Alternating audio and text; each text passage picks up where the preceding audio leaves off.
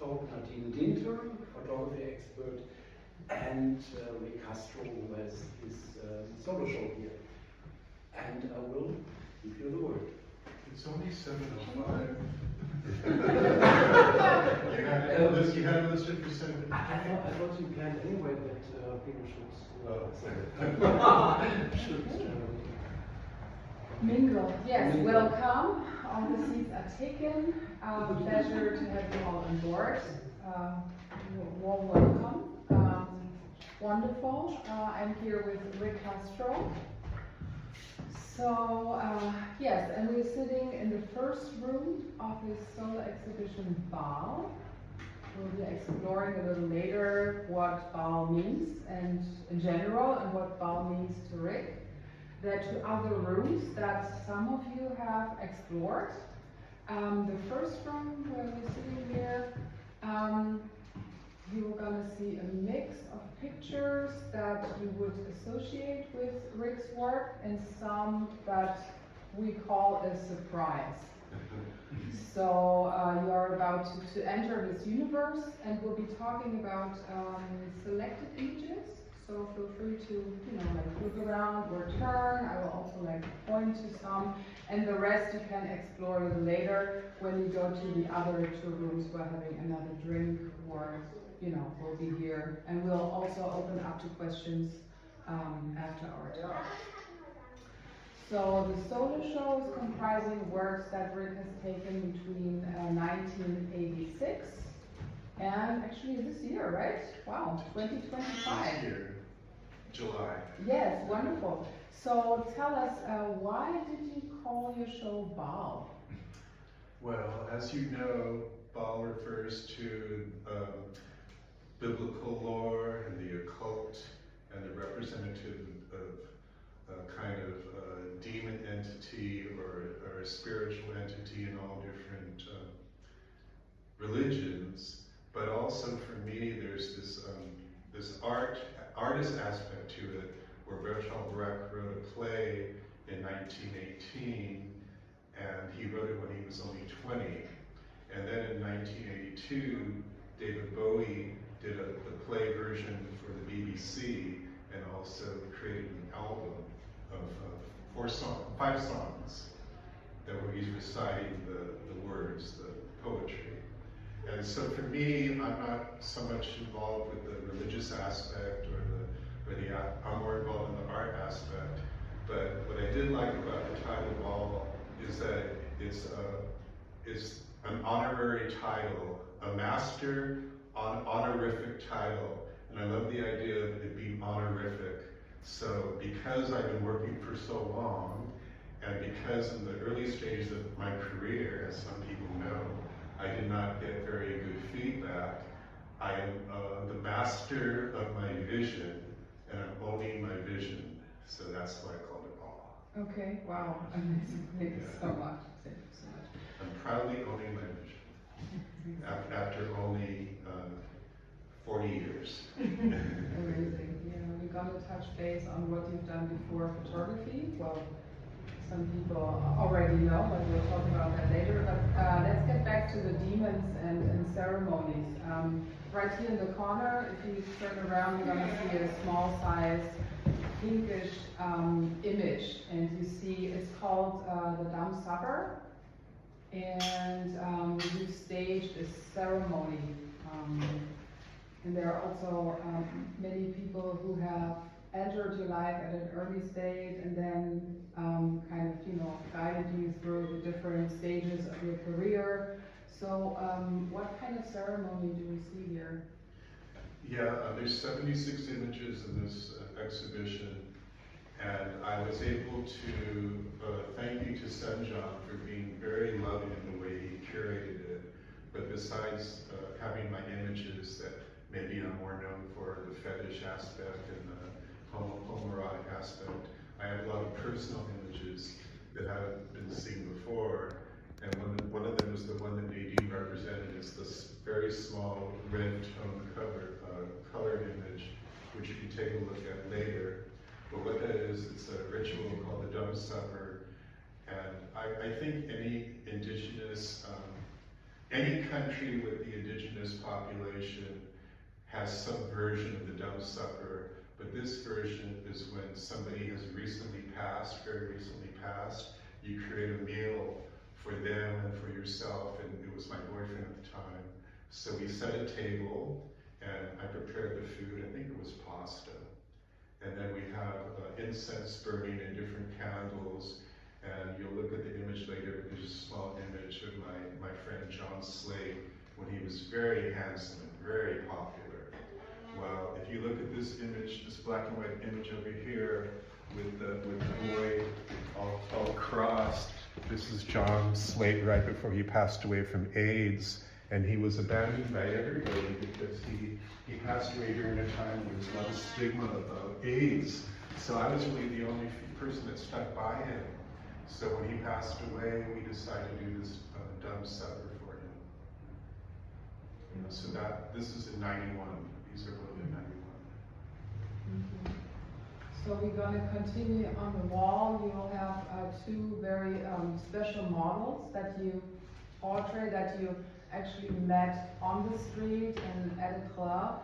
And oh yeah, going back to your starting photography. If I remember correctly, you started photography through Joel Peter Whitkin. Well, he took me to get my first camera. Yes, amazing. That was in 1986. Yes. And Mr. Beanbag, who you see on the right-hand side, also sparked interest at Joel, but you had portrayed him before. So how did you meet, and how do you work with, you know, your models and? Okay, yeah, so there's a lot of connecting dots, and if I'm talking too fast for German-speaking people, she could translate, so I get kind of excited. But so I was working for Joel Whitkin from about 85 to the mid-90s as a wardrobe person, as a stylist, as an assistant, and I would find him models. So when I first met him, he had an exhibition at a place called Book Soup on Sunset Boulevard, and they just opened a new wing to the bookstore, so the space was empty, and they gave him an exhibition. And I had already read about him in Interview magazine, and in the magazine he had actually put an advertisement for models, but it was the funniest advertisement. He was asking for people with no limbs and gimps and geeks and women, you know, people with two heads, and all like these totally ridiculous subject matters. And then he put something like a woman that has body lesions, that's willing to pose in a ball gown. And then at the very end, he asked for Christ. So at this opening, I brought a selection of my photos, my very early photos, little 5x7s, which is that size. And I introduced myself to him, and I said, here's a collection of photos I've been taking. Maybe there's somebody you want to have model for you. He called me the next day.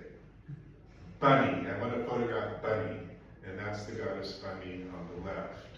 So for a year, he obsessed on her. He's like, imagine Bunny on a horse, imagine Bunny on a slug. So it took a whole year for him to compile what he wanted to create with Bunny. And we finally got together a year later and had her as Lita and the Swan. And she's Lita. And it hangs in the Louvre. And so that was that. And then on the right is Mr. Beanbag. And believe it or not, he was hustling on Santa Monica Boulevard with clothes on. He's a real person. That's not Photoshop. That's who he was. If you look at just his head, he's a very beautiful young boy. And I don't know how many clients he had, but I would see him for a short period of time on a motorized skateboard. And we actually put him in a real quick scene in Hustler White where he's skating by on his motorized skateboard. So I called Joel immediately, and I said, you have to come to LA. There's this guy, you know, I call him Mr. Beanbag, but you got to photograph him. Oh, you know, I'm really busy. Get his phone number. He doesn't have a phone, Joel. He's on the street. We'll find out where he lives. I go, Joel, just come. Trust me. Trust me. This is going to be one of your best images ever. Just come. So he just took too long.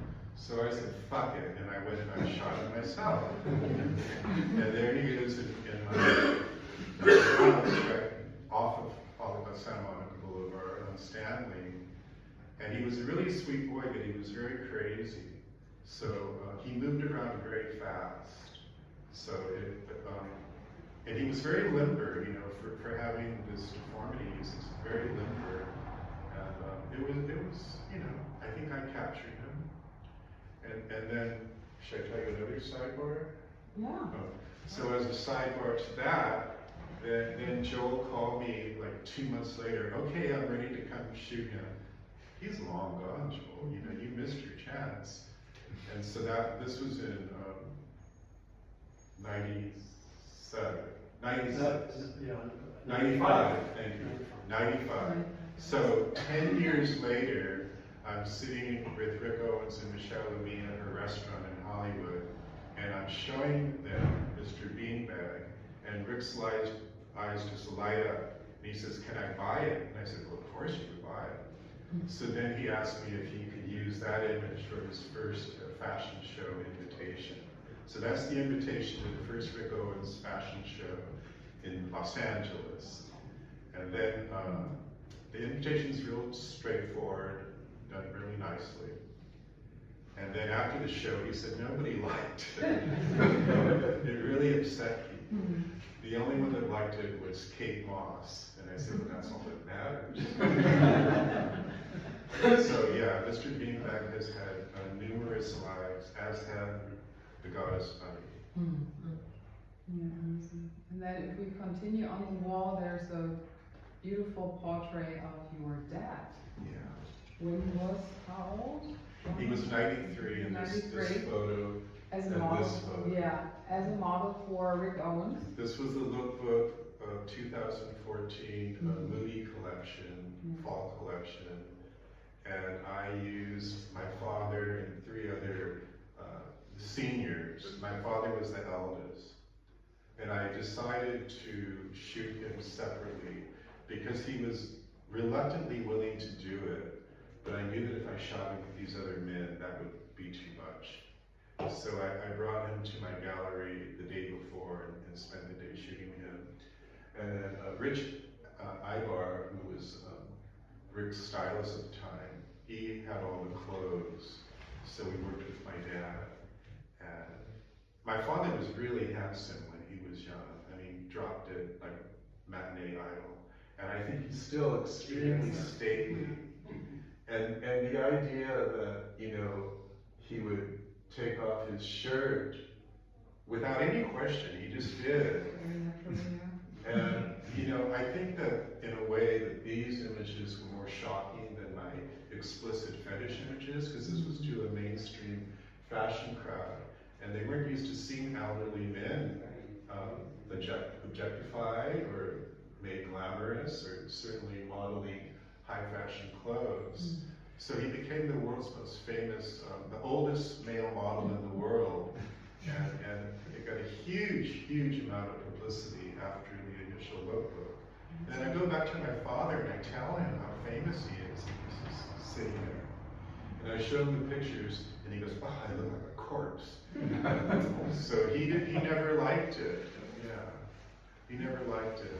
Can I add another little? Yeah. Okay, so so when I first went to ask him, he was completely confused. Like, why does Rick want me? I'm not model material. I said, no, I want you. I said, I know you're photogenic. I photographed you before. You'll be great in front of the camera. You're tall. You can wear the clothes. You're not going to like the clothes, but I know you can pull it off. And my father said, are you ready? You're not going to put anything up me, are you? And I said, Al, this is a fashion photo shoot, not an art photo shoot. So next thing he did. But I mean, how does he even think of that? He'd never even seen much of my work, really.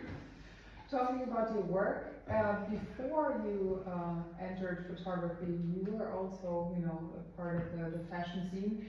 And reluctant. Well, and we see one of the latest examples on actually a picture that's called BAAL, that was shot for Balenciaga, and is one of your key Bottega visuals. Veneta. Yeah.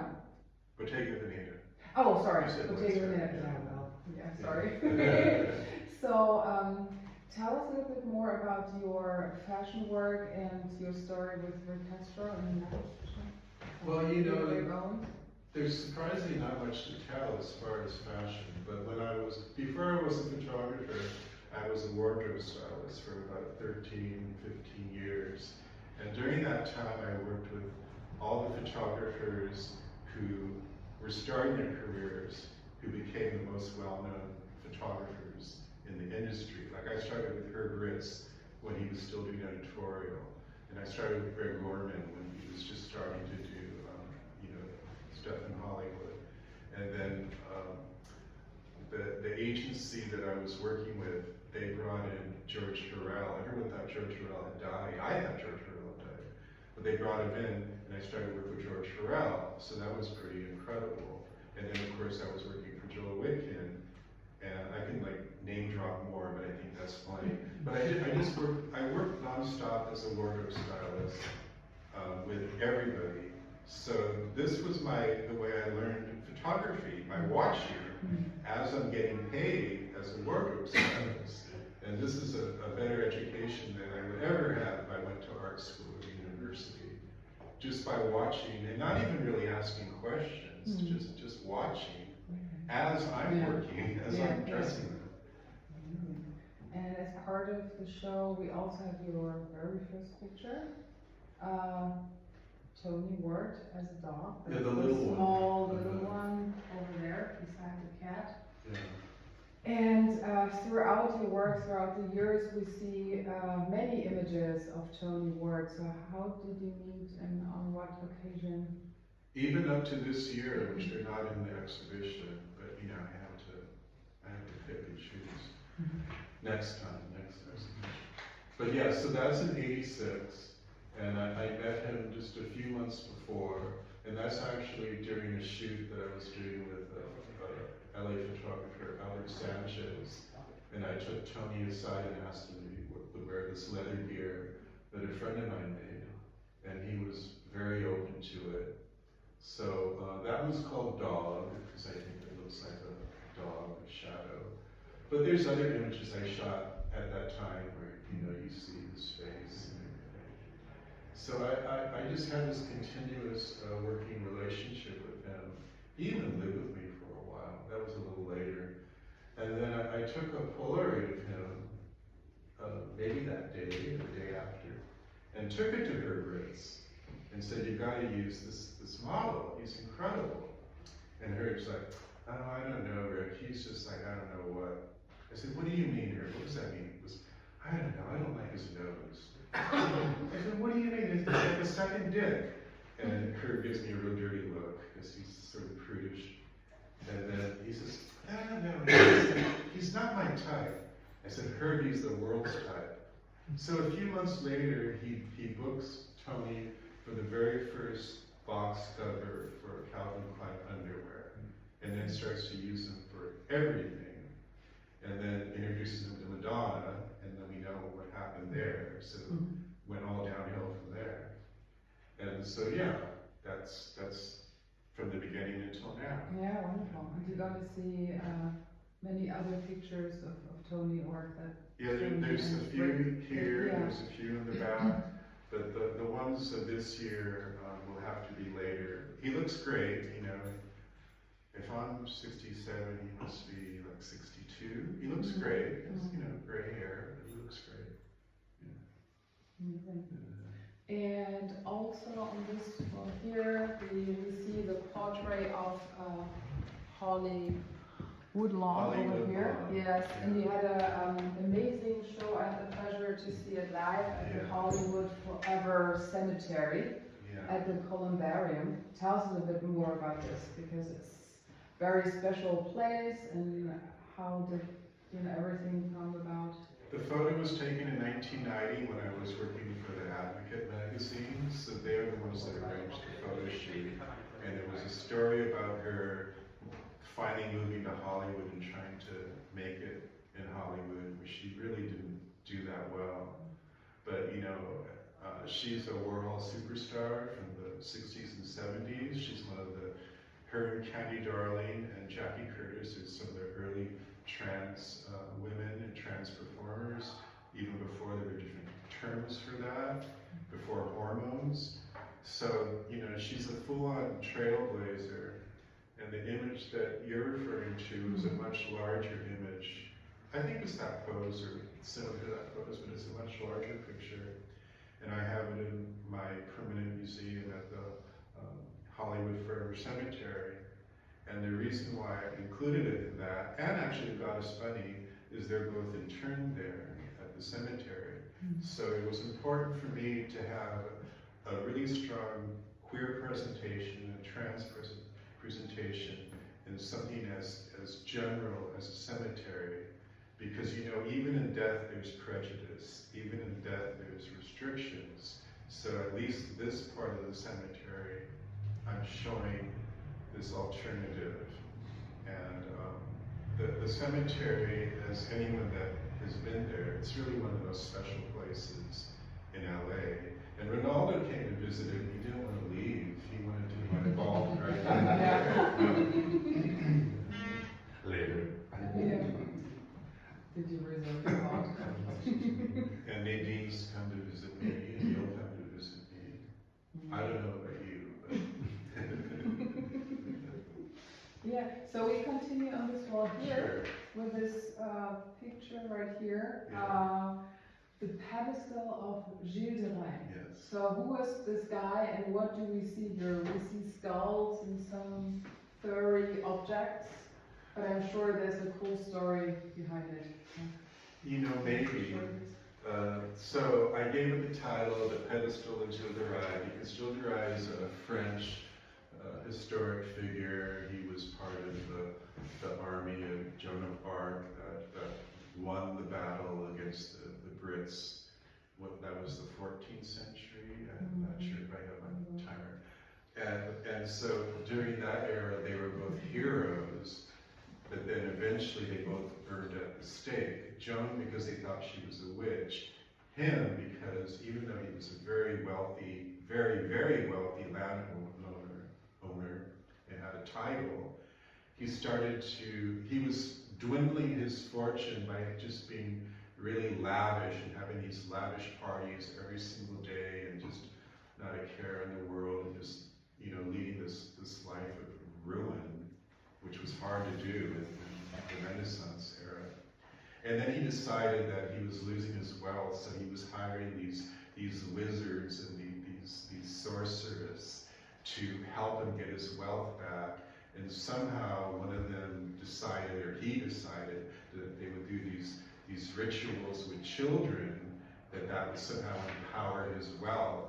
So he ended up murdering, over the course of many years, over 500 children. And these were peasant children.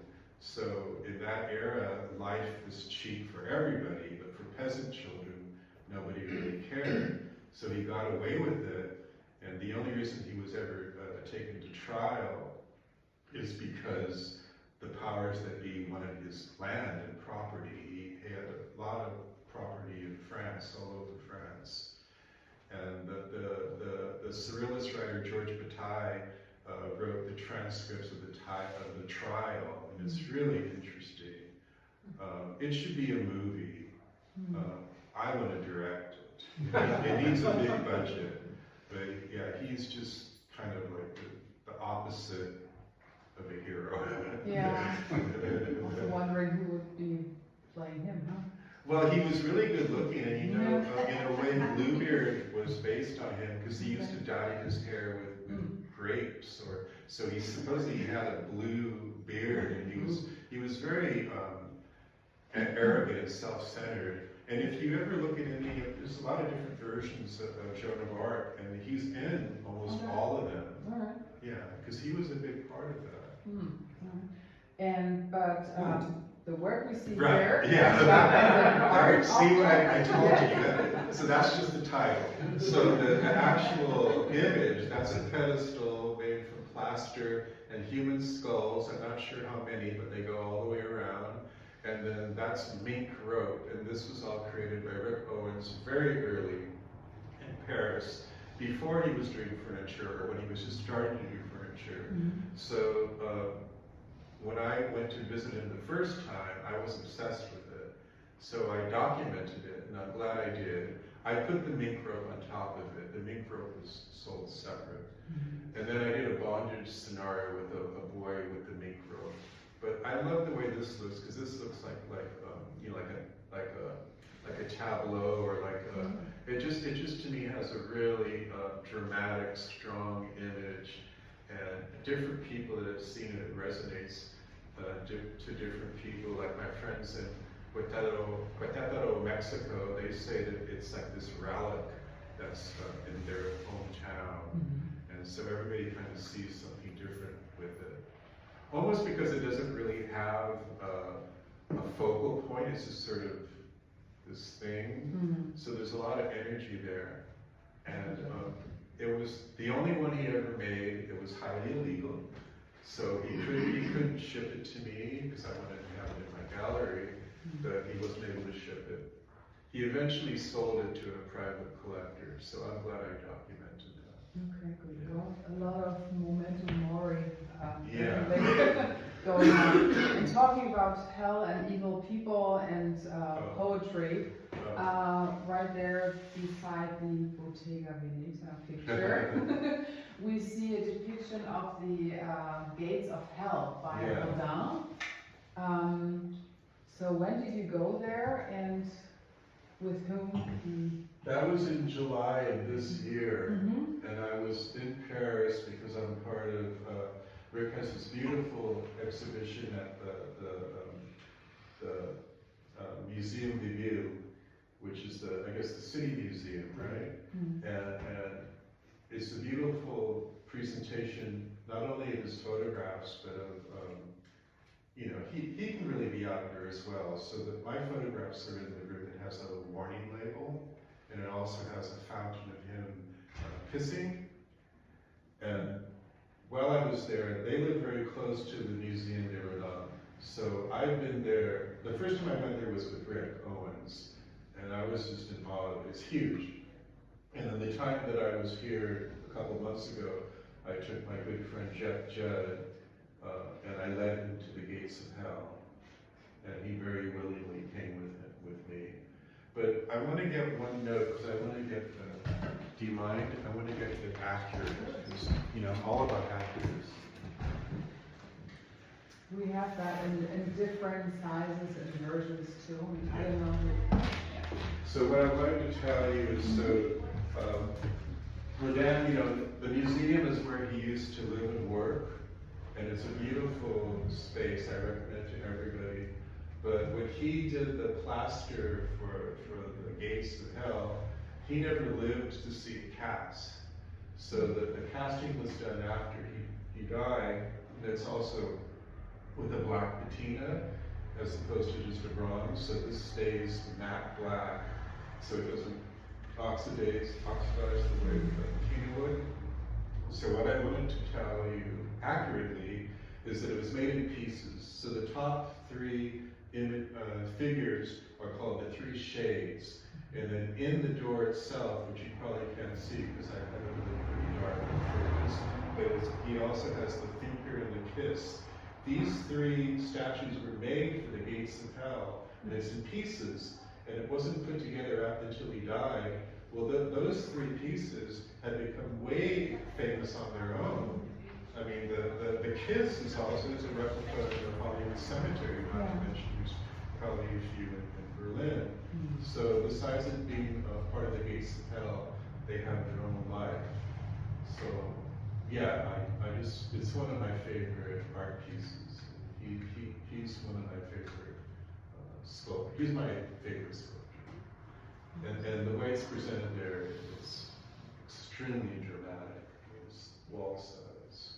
So if you were to go there, you would be like this, a little figurine. You'd be like that. Amazing. So save for later, huh? Yeah. For you to Paris. Amazing, wonderful. Thank you so much. So you see, there's a lot of places and faces and topics that you might have not associated with Rick Yeah. and Rick's work. And now we're gonna get closer to what most people know about your work, Yeah. which is bondage and also the topic of hustlers. So we're gonna come to this wall right here, and then maybe you can tell something more about this gentleman over here, and also the movie Hustler White, the uber iconic film that you worked on. Yeah. Which do you want me to talk about first? Maybe this one here. So the majority of these images are unique prints, meaning they were printed when I shot the photograph, so they're a vintage print, and that was my intention, was to have this very rare and very one of a kind and very personal also. I mean, I'm telling my life story in these 3 rooms. So this is a boy I met on Santa Monica Boulevard around 1993. His name is James, and I actually stalked him down the boulevard and followed him into a bar, and then approached him and asked him if he would model for me. And he said, "Well, can I finish my beer?" I said, "Sure." So he brought his beer, because I was living walking distance from Santa Monica Boulevard. And he was very sweet, but you know, I just want to point out how drop-dead model gorgeous he is. And this is a guy on the street, and this is what was my motivation to start using hustlers as models, because I can see right away how photogenic they were. The same way I knew my father was photogenic. I can tell when someone's photogenic. They don't have to necessarily be good looking. They just have to have a certain way that the angles are that's going to make them look like something special in front of their camera. And I spent the day with him. There's another picture of him in the back where I shaved him. And if you look on his belly, there's scars and tattoos. He told me that he got this in prison. But surprisingly, he was very shy and quiet. So he didn't have a conversation with me. He more just answered whatever question I had. And he was very pliable. So of course, I love that. And yeah, so he really is the archetype of a hustler. And I have to remind you that in this era, the early 90s, there was no possibility, or very little possibility, that these boys would ever get off the street. Maybe they would have a sugar daddy for like, you know, a week or a month, but it wouldn't last. But if you think about in the current times, and I talked about that with you at the Bergheim, there's this guy named, it's like, I think now it's about 10 years ago, Jeremy Meeks. He was arrested for Grand Theft Auto, and when he did a mugshot of him, it became viral, and right after he served his sentence, he was signed to a modeling agent, and he makes a fortune. Well, that's the present day. So these boys, you know, Bunny, Mr. Beanbag, I think everyone I photographed in the streets would have this huge career now, but they were just a little too ahead of their time. Times have caught up to alternative people. And then there's that incredible actor that was in, you know, he has, what is it, like the elephant, he has like cystic fibrosis. Okay. He's an English actor. Yeah. He just did a movie with Sam, what's the Romanian actor's name? Sebastian Stan. Okay. And Sebastian Stan plays him after surgery, and then he plays himself pre-surgery, and it's really him. He just has this giant face. He has a career. Somebody like that would not have had a career before. Mr. Beanbag could have had a career, but you know, he would need someone to speak for him. Yeah.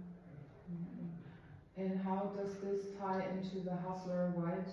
Oh. Or the ones who haven't seen it or are not that familiar? So a little before him, so around 1990, I spotted. So I have. Can I get my book?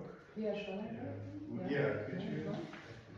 So a little before him, around 1990, I'm sitting in front of Carl's Jr. on Santa Monica Boulevard, eating my chicken club, and I spot this boy getting off the bus, the number 4 bus on Santa Monica Boulevard. And I just become totally obsessed with this boy. And it turns out that his name is Zach. So Zach became my very first hustler obsession. So we went out for all of 24 hours. We were lovers for 24 hours. And then the following day we broke up. But Zach is the reason why I started to photograph hustlers on a regular basis, because he's incredibly photogenic. So this book came out in 2024, and this is the first edition, so it's sold out. The second edition has this cover, it's almost sold out. And so all of this are the backstories of the boys that I was photographing, and then a shorter version of what we're talking about right now. So this span lasted from 90, well, you know, actually late 80s to 96 when I went to shoot Hustler White. So I took these stories and I was doing interviews on VHS. And when I met Bruce LaBruce, he brought no skin off my ass to Los Angeles. And I showed him my footage and my photographs. So he suggested that we make it into a feature film. So we got funding kind of right away from Jürgen Bruning, his producer. And then we wrote the script in Palm Springs for 10 days. And then we shot in the summer of '95 for another 10 days. And so the script is based on stories hustlers told me as I was photographing them. But for the movie, Tony Ward is playing me as a hustler, because I don't think people would be that interested if it was me in the film. I think they're way more interested in Tony Ward as a hustler than me as a photographer, you know, sitting there with my camera. So that was what the movie is about. Amazing. Yeah. So for those who came just on time but missed checking out the other two rooms, just going to share some of the images because they're practically enough in this book. So we're going to talk about the invisible man smoking, which is that one here. It's actually a guy from Switzerland, right? From Frankfurt. Oh, Frankfurt, Yeah. okay. Somebody was from Frankfurt. Yeah, true. So, when looking at the works, we see a lot of masks, of course, bondage. So would you say that the mask would just like carry through, and we see on a series of images, what does the mask mean, like symbolize in your photography? Well, of course, there's definitely the fetish aspect of binding or using hoods and covering the eyes of the mouth. So there's that aspect, the fetish aspect. But also, there's a history of fine art, artists, painters, photographers, obscuring the face of their models because you kind of sometimes want them to be anonymous and you want them to be objectified and just sort of be shapes as opposed to a personality. And a lot of times I'm going more for a shape as opposed to, I'm going for, I think there's a lot of emotion there, even though you can't see the person, but I think the personality comes through. And I think on all my images that are covered, I guess most of them are in the back, there's still a lot of energy coming from the person. And so I like the idea of reducing a subject matter to just a shape, and then they become almost like an inanimate object. And in an odd way, it becomes timeless. It becomes, you know, like a statue. It has a continuation. And of course, I also like expression. I mean, I like general expressions. I'm not a big fan of smiles, but I have done smiles. I love when people are scared. I think that's kind of an underrated emotion to photograph, when people are frightened. There's a movie called Peeping Tom that I recommend, and in the movie, the photographer, well, you know, he's a killer, I'm not, but he uses his tripod, and his tripod has a sharp edge, and so when he pulls the tripod off, then he shoots the model in shock. But it's a great movie. Michael Powell. Save for later. It came out the same year as Psycho. Michael Powell. Okay. He directed The Red Shoes, and it came out in 1960 or 59. Ended his career, and that's besides the point. But you know, these filmmakers were like going into murder at this time, and so that's kind of interesting that Yeah, these really established filmmakers are going into this murder and kind of like over the deep end in a way. Yeah. Tell us a little bit more about the locations. I remember there are like 3 or 4 locations that you loved shooting with because they had like a particular background or a different energy that you felt was nice to do the pictures in? Yeah, if you notice, if you take a look around, I have a black background, and then sometimes I have a silver background. This is me. And so most of the time it's the same location, which is my home in West Hollywood, and I was there for about 13 years. But then when I moved to my art gallery, which is right here, I'm recreating the black wall. And then in the other room I have images I did in Tokyo, Japan. It's still a black wall. So I go all the way to Tokyo and I'm using a black wall. So I'm using a black wall all over the world, or a silver wall. And when I'm using the silver wall, that's like a little nodding my hat to the Warhol factory, because they had their factory of silver, which works really well in photographs. It kind of illuminates and throws these interesting sheens. So I'm really partial to that. I'm not a big fan of plain white walls. I always think I could do better. And I'd much rather have a wall be all fucked up than have a pristine wall. And if you also take a look at my lighting, it's always very basic. So when I'm doing like these kind of classic portraits, I'm using tungsten on stands, and that's the most basic lighting which Carrel used. Well, that's the most beautiful lighting.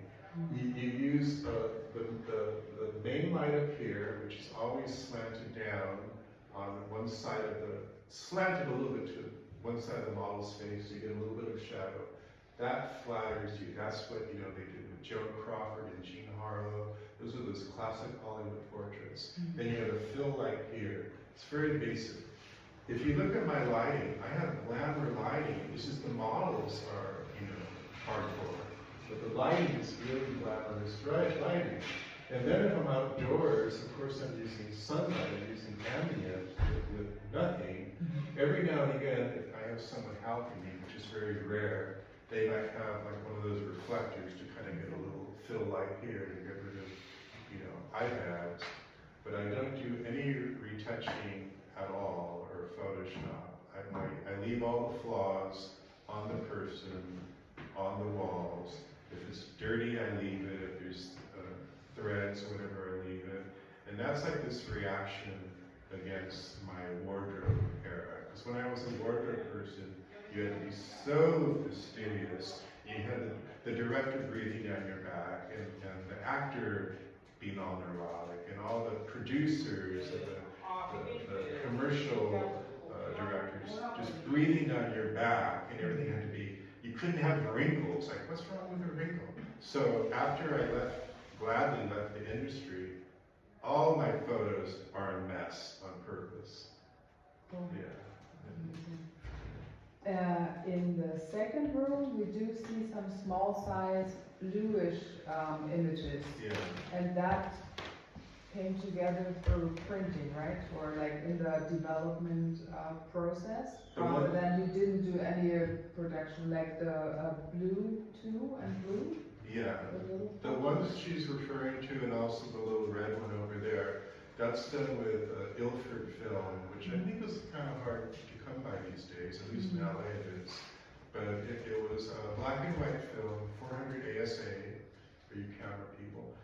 And it gave you the option, it's a black and white image, but you had the option to print it in any color you wanted.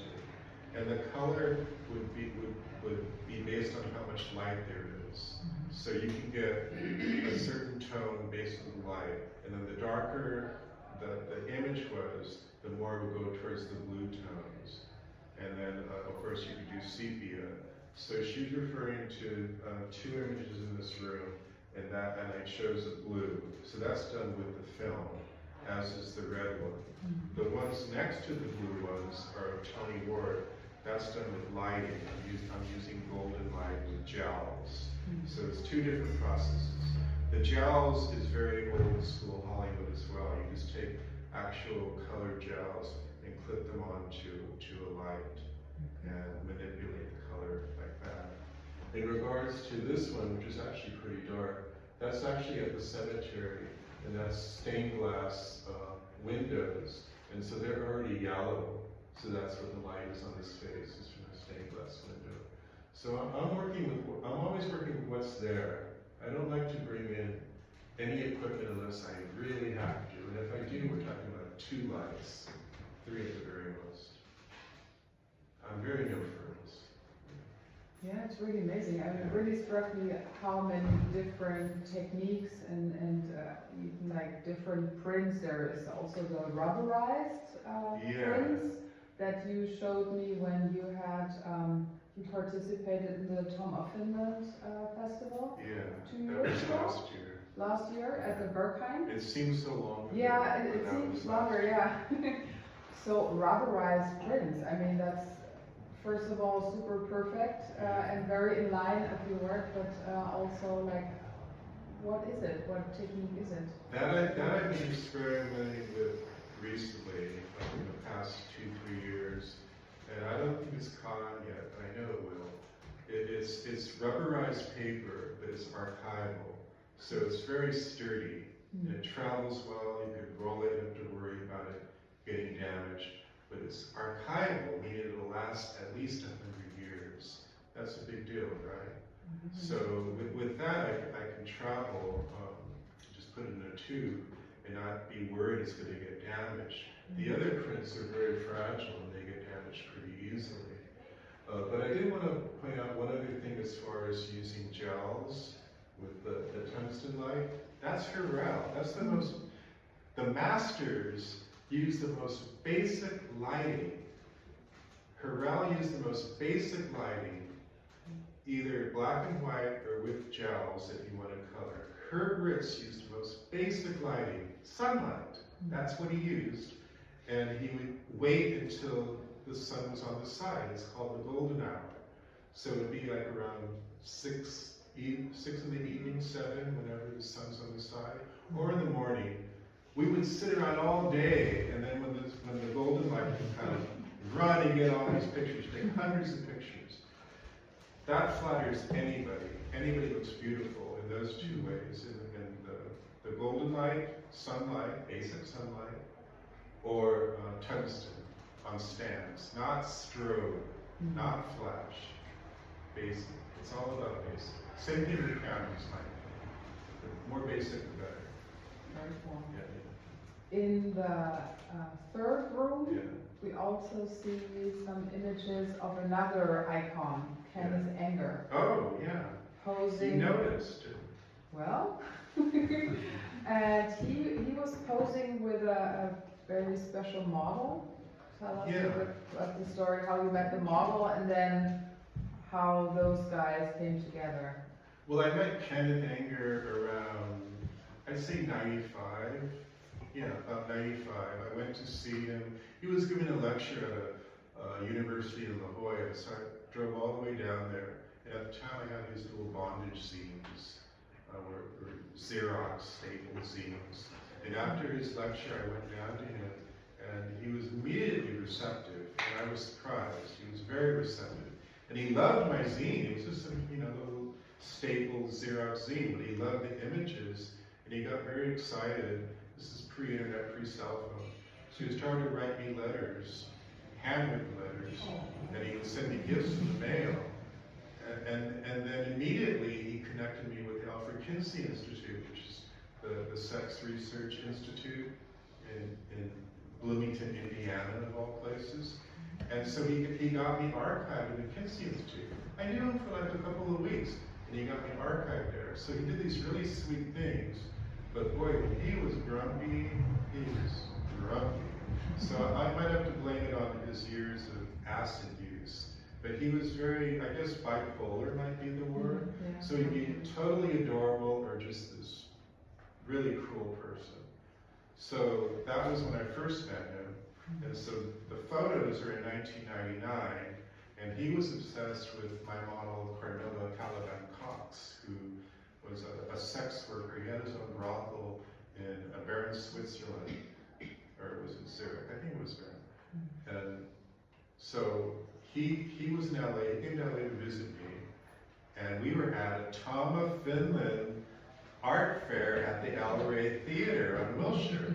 And Kenneth came, he was dancing on the dance floor with incense without his shirt, twirling around, and then he comes up to my booth and he says to Carmilla, "Oh, is this Rick Castro's work? I love Rick Castro's work." And Carmilla's like, "He's right here." So he was all over the place, and so he was obsessed with Carmilla, so he invited us to visit his in Palm Springs. He was living in Palm Springs in 1999. So we drove up there the following day, and he's just fawning all over Carmilla. And he's living at the old, decayed Al Jolson estate. Al Jolson was the silent film star who was in the very first talkie film called The Jazz Singer. And he sings that song called Mammy, and that's the very first time you hear a person's voice on film. So Al Jolson is long dead, and for whatever reason, Kenneth ends up in the Al Jolson estate. It's like Norma Desmond from Sunset Boulevard. It's the decayed 5, 6, 8 acre estate. And he's living in one small little bungalow with empty pools covered with leaves, dried palm trees, and he's, entertaining Carmilla. "Oh, Carmilla, Carmilla." And so then he says to me, "So, what do you want to do today, Rick Castro?" And I kind of hesitated. He goes, "God damn it, Rick Castro, you gotta say what you want. You're not gonna get anything in this life until you say what you want. You gotta say what you want, Rick Castro." So I said, "Okay, I want to photograph you nude with Carmilla." She says, "Oh, okay." So those photos are in the next room, and this is the first time I've ever shown them that they were shot in 1990. Well, You met That was good. You met them. I think you had a similar experience, no? But when he was in a good mood. When he was a good movie, it was amazing. He would send me out of edition images of his book. He would sign them, and then he sent me Donald Campbell's obituary, and he said, "This could be you." I'm like, "Thanks." okay. Well, I think we got you all interested to check out the other works, the 2 other rooms as well. Do you have questions or something that you would like to add to Rick Castro? I'm sure I do, but I have to be prompted. I can say a little bit, because when we met last year, actually at Tom Finland fair at Berghain, Ronaldo recommended me to take a closer look to your work, and Him. Ronaldo, yes, and that's why we met. And I saw the images, and I was touched, and also, I felt a little bit strange, but when I was opening the box, the black box with Pandora's box. Yeah, Pandora's box with the vintages, I really was touched, and you caught me immediately because I really could see what your quality of photography is, and I would put it in this sentence. You are able to express respect, love, and admiration within a place you wouldn't think about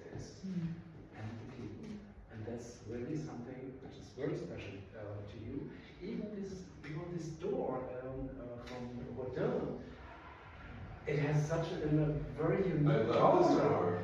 It means, That's the it reason why means a we lot to decided to me. do it also as an edition, Galerie edition. It has really, I never have seen it in real, but I know it now. Really, I can imagine how it looks. But this is really a secret. This is an amazing photography. You really transfer spirit and so on and so on. So, Rick, your book is really amazing. That's the reason why I have it here. Well, you know, I'm really happy you invited me, and I appreciate how much time and care you took into curating the show. And I thank you for introducing them. My pleasure. And I thank you for introducing me to him, right? Remember you got stuck in LA during the pandemic? Yeah. And I thank you for taking your time to do this chat. My greatest pleasure. So while we're here, do you have questions? I have a question. Okay. I didn't meet Rick during the Finland Foundation. I still human meet.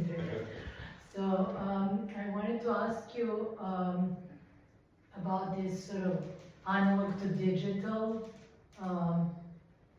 way of shooting and sort of seeing people, because we met during the pandemic online. And then also, like this photo behind you, I remember seeing this photo of this like very skinny, pretty person. No, those are old photos on the other side. I think he's like a digital, like online. He's digital. Online photo. Yeah, that is digital. Yeah. I suppose. So yeah, I remember seeing this, and then I was familiar with your work before, but I wasn't familiar with your writing, and then I got very infatuated with the writing during the pandemic. And it's like now that we're talking about photography, interesting for me to ask you about this moment of like going from analog to digital, because it happens during our lifetime, and also then of this extreme digital in a way that you started doing portraits during the pandemic, really like online. Oh, yeah. Virtual. Yeah, virtual. Well, you know, it's funny, I guess not so funny, but I never use the terminology analog. To me, analog sounds like digital. So I'm just really out of it. But I went into digital kicking and screaming, and the only reason I did is because all the labs were closing, and film was just so, doing photography with film was just such a costly production. And if you were printing your own images, which I hate doing, by the way, I was the person that would always turn the light on in the dark room by mistake, and everybody would yell at me, and I was sorry, and I would do it again. So I was never, darkroom was never my, I wasn't a master in the darkroom. But, so,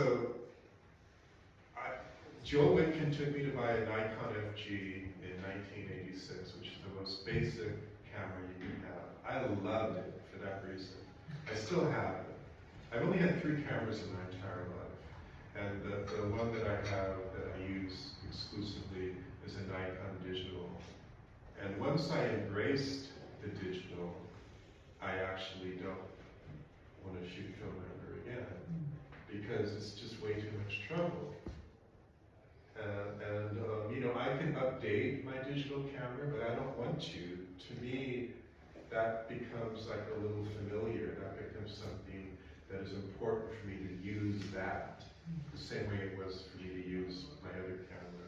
It always did this moment of like not being physically with people in the room, because I think a lot of your images are about this energy of like exchange, like physical energy that happens when you're shooting somebody, and then Tell her she could come in. Well, for sure, I was forced to do it. Don't stand outside, there's chairs, sit next to her. Sit right there. So when I met her online. What a surprise. She was in Galerie, right?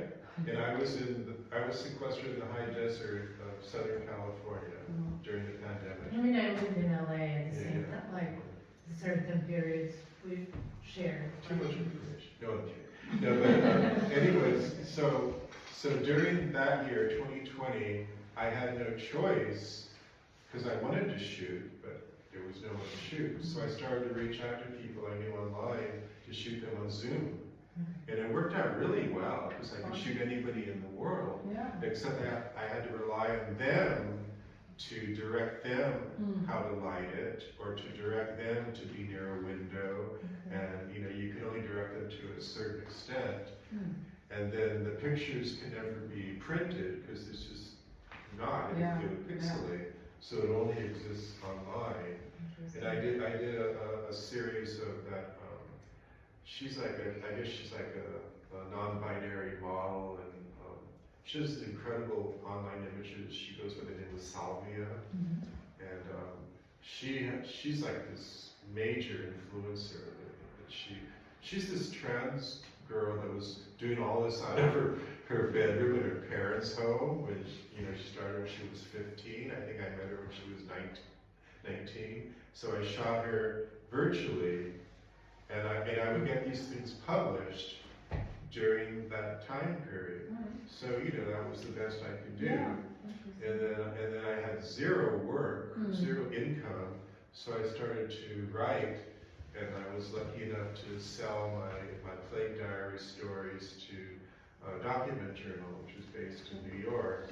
And then that's why I met her, because she became a regular reader of my daily diaries. Which, by the way, in their hindsight now. I'm in conversations with a publisher, so we'll see what happens. But that was all of 2020. So that was another offshoot. But I would walk around the desert and shoot pictures that would go with the story, but there'd be no people. Alright, well, so new things to look forward to. Yeah. This show here will be on through October 4th. Yeah. And maybe, we are still working on it, maybe there will be a screening of Hustler Wild. Yes. We are still negotiating with movie theaters, which is not that easy, especially in this short time period. I've got a quick question about the size of the prints you use. Is this because you exhibit in Berlin or Germany and you brought the work over, or is this the size you actually choose for these pictures? These were the sizes I chose for the particular images, and there's much larger ones in the other rooms. So I have some. But these ones don't exist as bigger sizes? Is it like? Well, the digital, really no. No. But they could. No, because I've been talking about the 90s. We all blew up the pictures really big, that's why I wonder, because they're quite small. Yeah. I mean, it has a quality to it, but I think that could work really big as well. Oh, I do too. Yeah. So far, the largest I've shot is in the other room. Yeah. You'll see that, and that's on the rubberized paper. Yeah. But I definitely am shoot, for exhibitions, I want to always include some big pieces. But they look smaller on the wall once you put them up. Like even the really large one over here, it gets dwarfed by the wall. But this size and even the smaller ones, I love the intimacy, and it's very personal. So I'm really happy to show a lot of the little ones. And like I say, most of them are uniques. And isn't it also a question of money? And you have to have a lot of money if you want to print out these images in this size. It gets really expensive. Yeah, I mean, carton of this Not to mention framing. Galerie paper is so expensive. Yeah. And so you really have to focus. No, but it used to be really cheap. You got it in rolls, like you blew it up like. Those days are over. These days But, are all over. I know. yeah. But during the time that I shot, these ones are 16 by 20 inches. I don't know the centimeter equivalent. But during this era when I'm shooting and printing these, I didn't really go much bigger. I have very few that are much bigger. I think you own a larger one, which was the first one that you bought. I think that was 2024, and that was a rarity because of the expense. So The majority in this era this was the largest, and then this is 11 by 14 inches, and this is 8 by 10 inches. And then when you're doing digital, for some reason it's 8 by 11. That's the digital paper. Another reason why I don't like digital. You're forced to do what they want. I have a question. Have you ever been your own model? Have you made some? Yes. And You forgot. I'm sorry. Now you have to tell the story. It's also an amazing okay. story behind this beautiful work. So, whoopsie. So this was in 1999, and the year before, in 1998 I had a hideous bicycle accident and totally fucked up my leg from here down, and it was a real mess. So it took me a year to learn how to walk. So this is a little bit, just a few months after I got out of the hospital. So this is real, this is fake.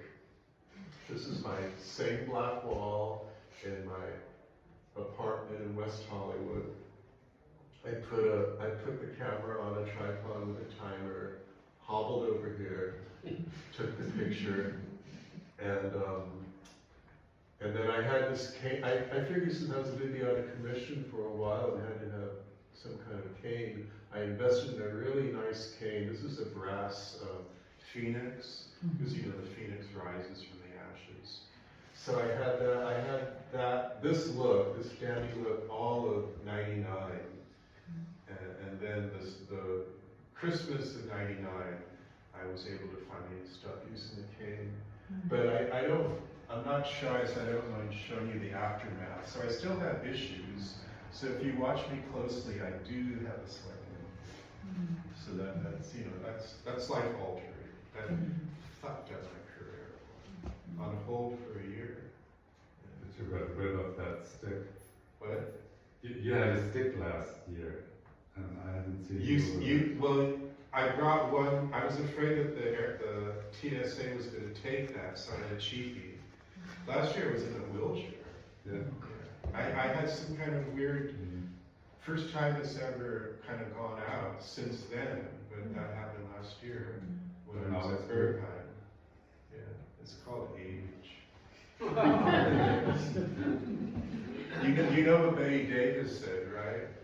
Getting old ain't no place for sissies. That's a nice last sentence. Thank you so much. We'll stick around, take a look around, and thanks for joining us and being here tonight in Artist Talk. Thank you.